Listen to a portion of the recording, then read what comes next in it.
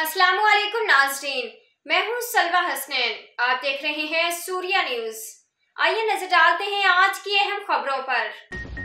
Karachi Surya news में मजीद update करते हैं। कराची से bureau chief journalist Mohammad Farooq Barudu Qadri की रिपोर्ट के मुताबिक पुराना गोलीमार में मंशियात फरोशों के खिलाफ सर्च ऑपरेशन के दौरान पुलिस पर मंशियात फरोशों की फायरिंग, 3 मुलजमान जख्मी, 6 गिरफ्तार, असलाह, मंशियात और मसरूका मोटरसाइकिलें बरामद।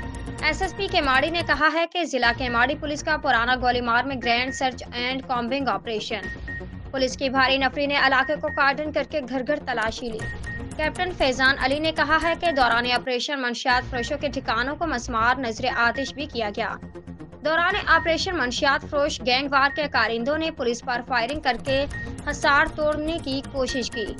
एसएसपी केमाड़ी ने कहा कि शदीद फायरिंग के तबादला के बाद 3 जख्मी मुलजमान समेत 6 मुलजमान को गिरफ्तार कर लिया गया। मुलजमान के कब्जे से गैर कानूनी असलाह, 5 पिस्तौल, एमुनेशन और 2 किलो से ज्यादा मंशियात, आइस, क्रिस्टल बरामद हुई।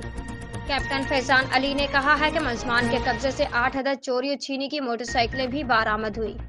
गिरफ्तार मुलजमान में साजिद उर्फ सज्जू, दानिश, मोहसिन, अरसलान, फरहान और अरसलान शामिल हैं।